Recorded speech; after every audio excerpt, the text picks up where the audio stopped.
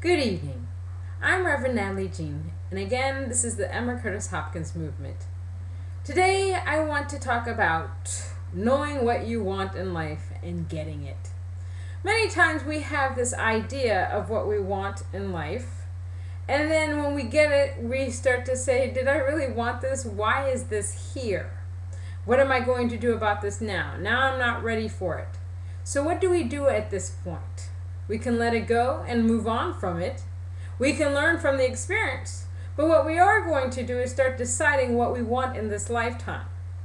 When we say that we are spiritual beings, are we saying that we are going to be spiritual beings, or are we going to play the game of spiritual beings? Now, to get the things that we truly want in life, we really need to sit down and think about who we are and what our connection is with God. It always starts with this. We also have to understand what we feel about ourselves. Do we think that we are worthy? Do we think that we are deserving? Do we think that in this lifetime we deserve happiness? And the answer to all those things is yes, we deserve all the happiness that we desire in this lifetime. So why not have a perfect understanding that God is love and so are you? As I always say, God never made any mistakes, and you are the creation and the perfection that God has ever made. So if you understand that you are this perfection, then you must too understand that the things that you so desire that are harmonious, peaceful, and loving are the things that you should have in your life, because you are good. No matter what anybody tells you, you are good. We may have gone through certain experiences in life where we have gone down a different path, but you know what? We need to forgive ourselves. We need to see our own beauty. We learn from our mistakes. In actuality, there are no mistakes because it brings you closer to God. But we learn from our experiences and we move on. And we try not to do the same things over and over again. But the most important thing here is that we need to know what we want in life and stick with that idea. So many times, for example, for myself, I didn't know really what I wanted to do with life when I was younger, and then all of a sudden this minister stuff came about because I was always the type of person that loved to help other people. But what was I going to teach? I had no clue. I know I wanted to open up a center, teach something, and then Emma Curtis Hopkins fell right into my lap. And then I began to say, oh my gosh, I want to teach this stuff. So a lot of people in their mindset, when they read Emma, they think, well, how can I teach this? This is hard to understand. I never had that in my head. I felt that, I had a great connection to Emma Curtis Hopkins. I understood her work when I was ready for it. The thing is, we understand things when we are ready for it. When we're not ready, we don't understand a thing about it. We can't even read the words. But when I was ready for Emma Curtis Hopkins. So at that point, I decided, I need to just start an association, then a seminary, and everything else that I've been doing, because my goal is to bring out about Emma Curtis Hopkins' teachings to the world and have people in the process be part of the process, because this is just not about me. My goal forever will always be to help other people achieve their oneness with God, to have a clearer understanding of why they are here, why they're moving here, why things happen in their life. Now, the other things that occur in my life is when I meet other people. If I have a partner, or I have a love life or something like that. For a long time, I didn't know what I wanted in a relationship with a man or whatever. But in reading certain books recently, I've decided I know exactly the type of person. Now, I've always been the type of person that's always been the giver. Always been the giver. But I understand that there are certain parts of me that needed to be supported as well. My mindset was, I can do this. I don't need help. I don't need anybody to move me and do these things for me. I can do it myself. But I realized in order to form successful relationships, it's got to be a give and take. Whoever is in my life, whether it be a friend or whoever comes into my life, we have to have a partnership. This is what I've come to understand. This is what I've come to accept that I would like in my life at this time. Now, when we decide on other things, it could be a career, it could be a love life, it could be whatever that you want, a goal that you want in your life, you have to be 100% sure that this is the thing that you want.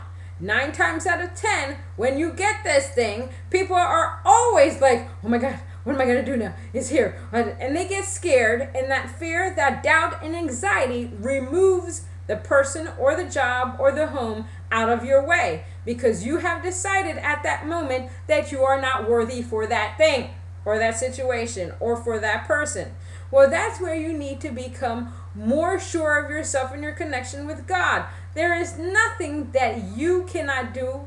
There is nothing that you cannot withstand in this lifetime when it comes to the things that you want in your life. Why? Because God is always there guiding you and moving you each and every moment of your life. This is the truth. This is the truth. Now, people will often say, what about those people that go through terrible times? You don't know what the person, you don't know if God's talking to them, guiding them, whether these people are feeling pain in whatever they go through. Because let me tell you something, God is with you every step of the moment.